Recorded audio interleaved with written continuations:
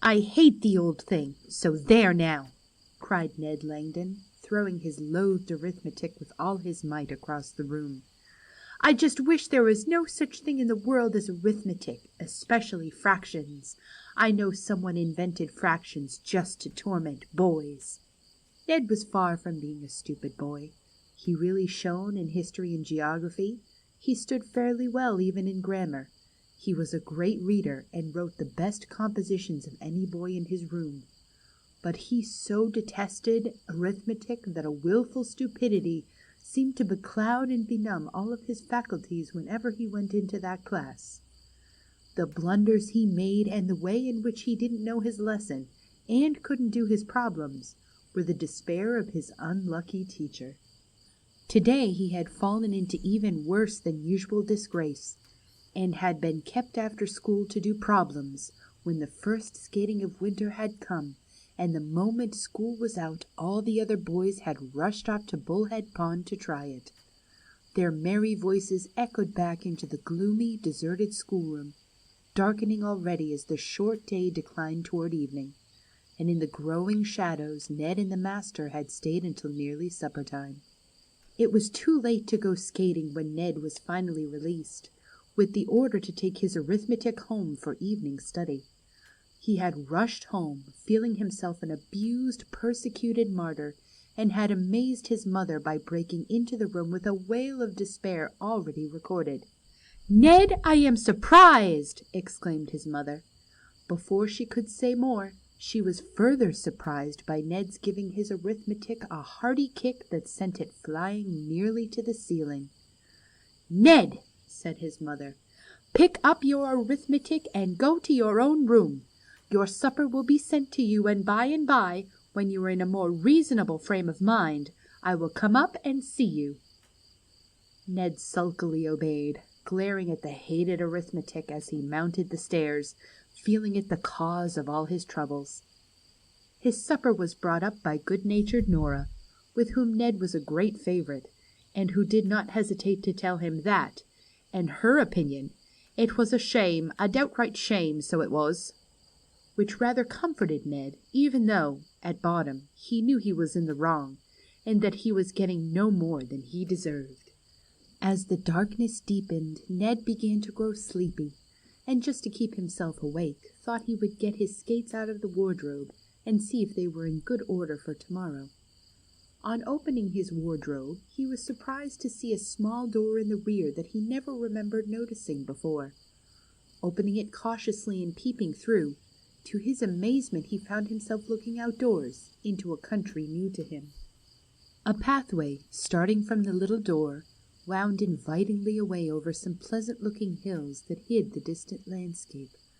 Ned was of an adventurous turn of mind, so it did not take him long to decide to squeeze through the little door and set forth on the pathway, resolved to see what lay beyond the hills. He walked rapidly on, full of curiosity, and soon found himself at the top of the hill. Below him lay spread out a wide tract of country, varied by farms, villages, rivers, and brooks. But Ned saw at once that it was all strikingly different from any country he had ever seen. Everything was so regular, exact, precise. The fields were divided by fences into either squares, parallelograms, or triangles. The rivers ran through the land like straight, deep ditches with no curves. Whenever their course changed, they made a right angle instead of a bend, and the little brooks, which were also rigidly straight, flowed into them at exact right angles. All the houses were alike, square with doors in the center, and precisely as many windows on one side as on the other. As Ned walked wonderingly down the hill, he could not but notice that even the trees and bushes grew up perfectly perpendicular, like walking sticks, with exactly as many branches upon one side as on the other. It seemed to him that their leaves and twigs took on the form of figures. Ned thought this must be only his fancy, so he rubbed his eyes and looked again. No, wherever he looked, a bewildering lot of 5s, 6s, 7s, 8s, etc., waved about him. "This is queer," thought Ned. He noticed, too, that the trees, Instead of being scattered about the fields irregularly, here a clump, there a group, yonder scattered single ones, stood with almost painful regularity in rows, each just so many feet from its neighbors. The effect of the whole landscape was very prim and precise, and Ned wondered at it greatly. As he saw some boys playing in front of a house he was approaching, he resolved to question them. The boys had a game not unlike 12 men Morris, marked out on the ground with pegs, and were jumping at right angles from peg to peg. They stopped and stared as Ned advanced, and asked them, "What country do you call this?" "Why, arithmetic land, of course," answered the largest boy. Ned hardly knew what this meant, but pursued his inquiries. "What makes your trees grow so regularly?" "Why, everything has to be planted by rule, of course," replied the boy, who, like his companions, looked extremely keen and wide awake. He was very thin and active, and seemed to cherish a fairly good opinion of himself. "If that field is 20 rods square, what is its area?" "I don't know," said Ned, without stopping to think, as was rather his habit in arithmetic. In truth, he so detested it he would not try to think. "He don't know! He don't know!" shouted all the boys derisively. "Why, stupid," said the first boy, "it contains 400 square rods, of course. Now, if you have 324 trees you wish to set out in that field, in how many rows will you place them, and how far apart will the rows be?"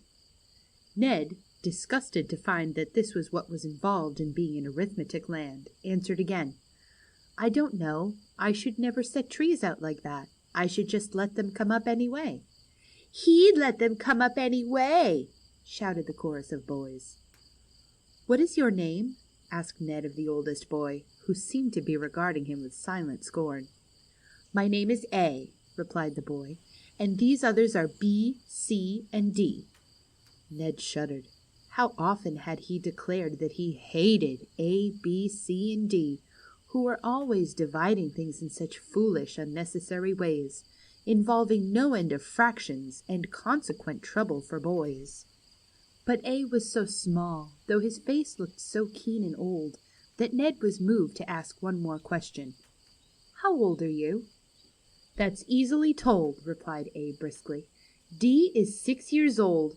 "But I don't care how old D is," interrupted Ned. "I asked your age." "No matter," replied A severely.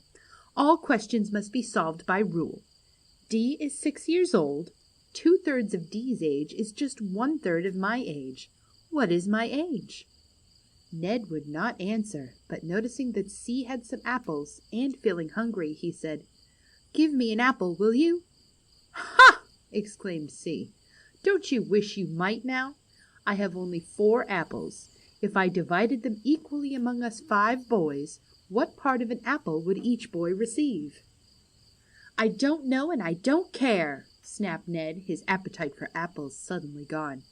"He don't know and he don't care," shouted all the boys. Ned resolved to leave such disagreeable companions and push on, hoping for better things ahead. Remembering that, as it was only Tuesday, he still had some of the week's pocket money left, he resolved to walk on toward a village in the distance, where he would, of course, be able to purchase a supper. He ventured one more question, however, as he turned to go. "How far is it to that village?" he asked. "If you walk at the rate of 2½ miles an hour, you will reach it in as many hours as 1/3 of 15 multiplied by 2, rattled off A. "He can't tell, he can't tell! Stupid, stupid!" shouted the boys, as Ned, with a puzzled look, turned and walked off. Presently a man overtook him, driving a fine horse. "Will you give me a ride, please?" asked Ned, uncertain of how many miles of walking lay before him. "Certainly," said the man, who had a kind, pleasant face. "Hop in." In Ned hopped, and away trotted the horse with a good will. "This is a fine horse," remarked Ned, by way of opening conversation with his new friend. "What does such a horse cost here?" "Well, I'll tell you," said the man pleasantly. "I bought a cow and 2 sheep at the same time I bought the horse. The cow cost twice as much as the sheep, and the horse 3 times as much as the sheep, and they all together cost me $180, so you can easily see what the horse costs." "Oh, yes, indeed," said Ned hastily, hurrying to change the subject. "What a nice, thrifty-looking orchard this is." "Yes," replied the man, "it's mine. This is my farm. 1/2 of these trees bear apples, 1/4 peaches, 1/8 pears, 7 trees bear plums, and 3 cherries. Now, how many trees should you say there were in that orchard?"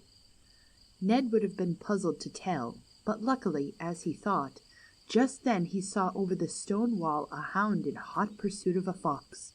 The fox was a long way ahead.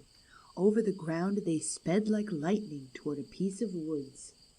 "Ha!" shouted Ned, standing up in his excitement. "See there! See that fox run! How the hound springs along! I wonder if he'll catch the fox." His friend seemed also somewhat excited by this spirited sight. He said, "The fox had 76 rods start, but that hound runs 15 rods to every 10 the fox runs. In how many rods will the hound catch the fox?" "Oh, I hope he won't catch him at all!" exclaimed Ned. "I hope the fox will get away." The man looked at him in mild surprise, as if this were not the sort of answer he had expected, but said nothing. Ned, on his part, now carefully refrained from stirring up his new friend by asking any more questions, and they drove on for some time in silence, until they came to a group of men working on a stone wall who seemed, by their loud angry tones, to be quarreling. Ned's friend stopped. The men seemed to know him, and the employer said, "See here, X, I'll leave it to you. C claims that he has the job of building this wall, but I can't wait for him to do it alone, and I've hired A and B to help. A and B can build it in 8 days, but with C's help they can do it in 5. Now how long do you say it will take C to do it alone?" Ned was so fearful they might refer the question to him that he hastily said to his friend, "I think I'll walk on now. I'm ever so much obliged for the ride," and, scrambling down, hastened on by himself. After trudging on a while, he began to feel tired. It was growing dark, and the road ahead seemed to run up a high hill, steep and rough, looking particularly hard to climb. Ned was therefore glad to see a man approaching, driving a flock of sheep. "Good evening, sir," said Ned, as the man drew near. "What a large flock of sheep! You must have 100 at least." "No," said the man, "not 100, but if I had as many more, 1/2 as many more, and 2 sheep and a half, I should have 100. "How many—" But Ned hastily burst in. "Excuse me, I'm in a great hurry. I'm tired and hungry, and I want to get to the next village as soon as possible. How far off is it?" "If you walk 10 miles, began the drover. 10 miles! exclaimed Ned, his heart sinking within him. "Don't interrupt. If you walk 10 miles less 8, and divide the remainder by 3, you will have the distance to Fractionville, the next village."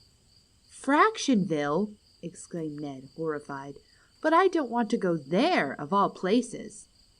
"But you have to go," replied the drover. "But don't be frightened. The road isn't so hard as it looks. 1 step at a time, and you get to the top before you know it. You seem to be a stranger in these parts, so I'll tell you something to your advantage. Don't be afraid of the fractions. They are fractious-seeming fellows, to be sure. But if you meet them bravely, you'll find out they're not so bad as they look. Good night. I must push on. The man to whom I sold these sheep is coming to meet me. We were 10 miles apart when we started, an hour ago. As he travels 3 miles an hour, while I only travel 2, you can easily tell how soon we shall meet." "Thank you. Good night," said Ned, hurrying away. At the foot of the hill he was rejoiced to see a small country store. "I'll have something to eat before I go another step," thought Ned. Examining his pocket, he found he had only 15 cents, and decided to content himself with crackers and cheese, with possibly a few apples. He stepped into the store, and said to the storekeeper, a withered, precise-looking old gentleman who peered sharply at Ned through his glasses, "I'll take half a dozen of those crackers, please. How much are they?" "Ahem," said the old gentleman. "Those are expensive crackers. I bought 8 boxes of them and paid for them with cider at $4 a barrel. It took 6 barrels of cider to pay for them. There are 20 dozen crackers in a box. Now, if you will tell me what 1/2 dozen cost me, and add 1 cent and a half, which is my profit, that will be what you owe me." The old gentleman rattled all this off in a matter-of-course way, as if this were quite the ordinary way of selling crackers. "I can't tell," said Ned, gazing hungrily at the crackers. "You can't, hey? Then you're not so smart as the boys of your age in these parts."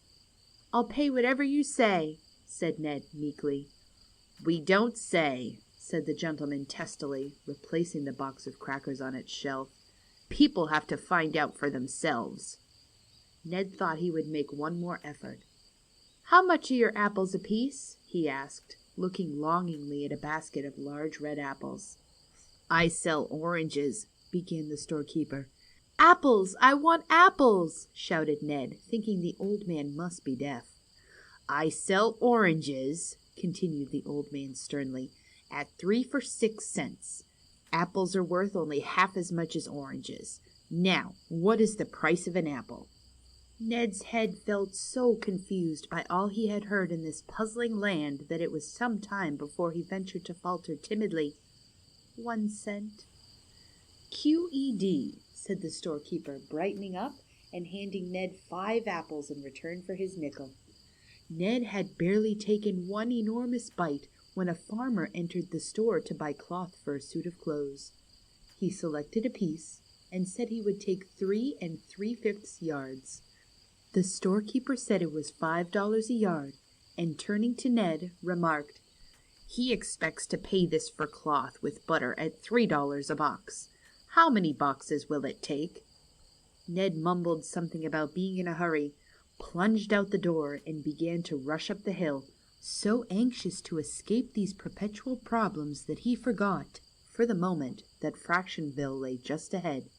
But suddenly, through the growing twilight, he saw strange forms running down the hill, a whole swarm of them. Instinctively Ned turned to flee, but in an instant he was surrounded and seized, while a wild yell of triumph went up from his captors. He realized that he was in the clutches of his deadly foes, the Fractions. "We have him at last!" shrilly screamed the leader of the band, whose name Ned soon learned was 8/9. "Hold him fast, 2/4. Don't let him escape. Bring him right to the problem quadrangle and we'll put him through. He hates fractions, does he? We'll show him." Seizing him at once in their bony hands, they bore him up the hill so rapidly that he was too much out of breath to speak, even had he been inclined. As they swept on, 8/9, noticing Ned's apples, said, "Subtract those apples from the prisoner and divide them among the company," which operation was quickly and accurately performed, and Ned was left to brew ruefully over the problem. "If a boy has 5 apples and you subtract 5 apples from him, how many apples will he have left?" At the top of the hill, Ned was borne by his captors into a large building, and into its dining room apparently, as a long table was set in the apartment. Ned was now able to see the Fractions. They had high, bald foreheads and wonderfully sharp, quick eyes. They seemed to be clothed in fragments. No one had on a whole suit.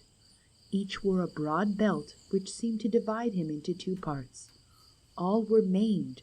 Some lacked a leg, some an arm, some a foot or a hand. But whatever portion was missing, all had heads, and they were all so wiry and active that a few trifles of limbs gone seemed no obstacle to their activity. A delicious smell of dinner now penetrated the room.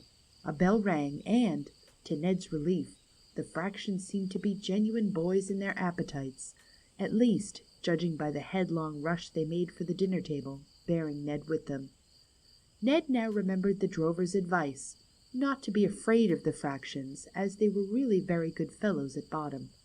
He began to think the man must be right, and to feel in better spirits.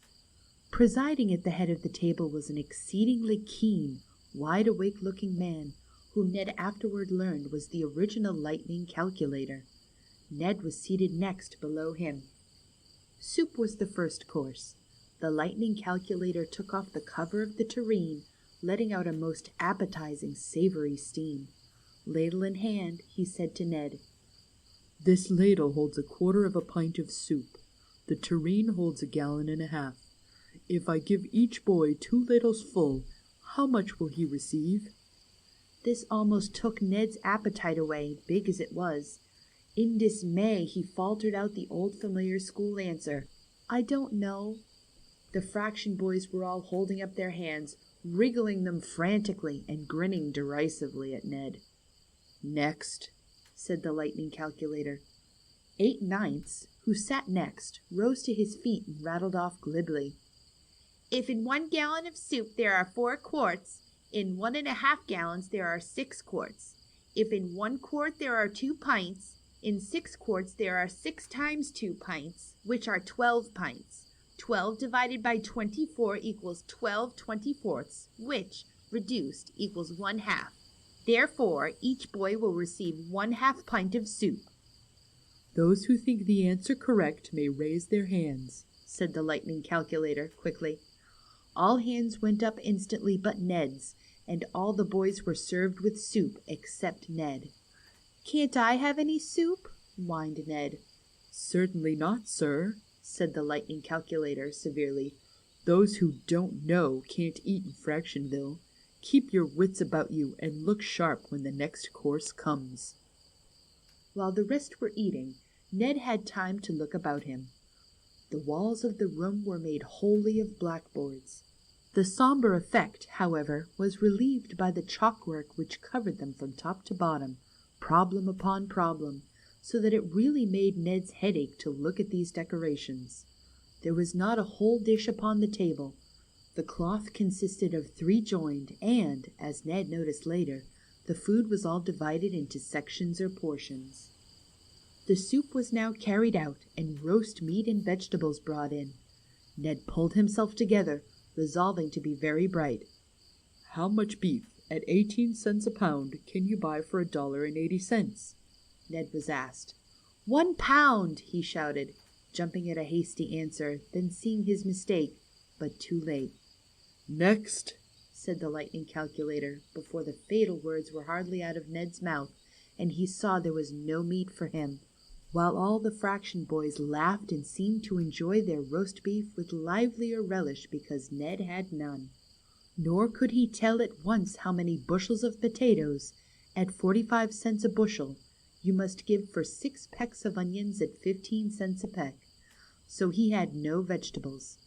When the bread was passed, he did manage to say that, if bread were 10 cents a loaf, he could buy 10 loaves for $1 and 20 loaves for $2. So he had a large slice of delicious bread, delicious partly because he was so hungry. A little encouraged now, and stimulated by the atmosphere around him, so to speak, as well by hunger, he actually managed to say that if cheese were 18 cents a pound, and you wished to pay for it with butter at 20 cents a pound, it would take 9 pounds of butter to buy 10 pounds of cheese. So he had both butter and cheese, and he felt that he deserved it, too, after such an effort as that. All this made him exceedingly sharp for his dessert, especially as he saw that it consisted chiefly of lemon pie. "Now," said the lightning calculator, "look sharp.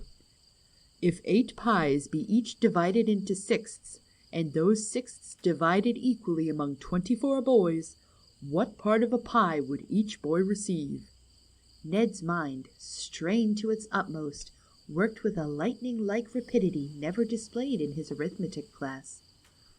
6 times 8 are 48, 24 and 48 twice, he dashed through mentally, then shouted, 2 sixths. Before the question was hardly out of the lightning calculator's mouth. "Very good indeed," said the lightning calculator. "You are improving. You should have said 1/3, but you shall have 1 piece of pie. Your answer was so nearly correct, and I will take your other sixth myself." 4 large watermelons were now brought on.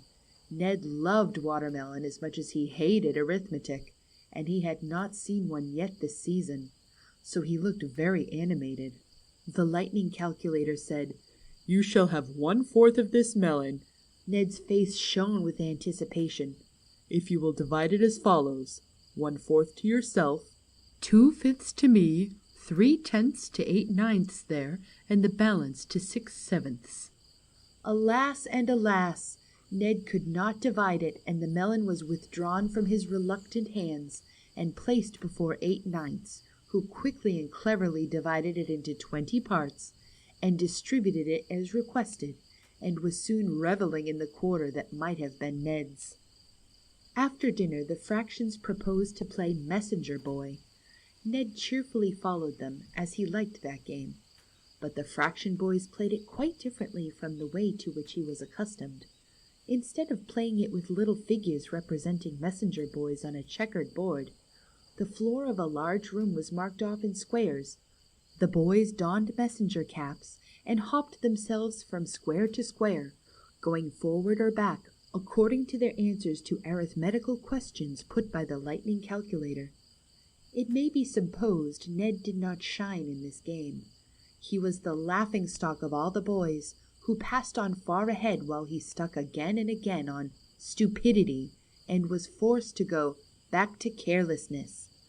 Finally he reached inattention, whence he was sent back to discipline, where he had to stand on a dunce block with a fool's cap on his head until the game broke up. Ned was so completely fagged by these agreeable diversions that he was only too glad when the lightning calculator announced that it was bedtime. He wearily followed the fraction boys upstairs into a large room where stood several beds. To his dismay, the lightning calculator said to him, "You will share this bed with 6/7, 5/8, and 9/10. You will easily see what portion of the bed belongs to you." "But," remonstrated Ned, "I don't wish to sleep with anyone. I want a whole bed to myself." The fraction boys roared at this. "Do hear him," they said. "He must think he is an integer." "I am," exclaimed Ned, glancing down proudly on his strong legs and arms, where not even a toe or finger was lacking. "Boy," said the lightning calculator, "it is a wise boy that knows himself. You are not even 1/99. Your grandmother always insisted that you had no head for arithmetic. You have no head." Ned raised his hands to his head. Alas, they met in vacancy, just where his brains should have been. Horrified at this discovery, he gave a great groan and woke up to find himself lying on the floor before his wardrobe, and his mother bending over him with an anxious look. "Ned," she exclaimed, still shaking him, "wake up! You seem to have been having such a bad dream." Ned sat up and felt his head in a bewildered way. "It's all there," he said. "Come, Ned," said his mother, laughing. "You're not half awake yet. Come downstairs and get your arithmetic lesson for tomorrow, and then you can go to bed and do your sleeping in more comfortable fashion." The next day, when Ned presented himself in arithmetic class, instead of the usual bored, listless, inattentive look and air that were his teacher's despair, his face wore such a wide-awake, smiling look that the teacher was alarmed and watched him carefully, thinking some new form of mischief must be brewing. But when Ned went to the board and actually performed correctly a quite difficult problem in fractions, following it with an explanation so quick and clear that it would have done credit to the lightning calculator himself, the master, equally pleased and surprised, said, "Well done, Ned. I have always told you that you had as good a head for arithmetic as any boy in the room, if you would only give attention and try." In short, now that Ned could see an amusing side to arithmetic, and could fancy himself battling and overcoming his old foes, the fraction boys, he no longer hated it, and that made all the difference in the world.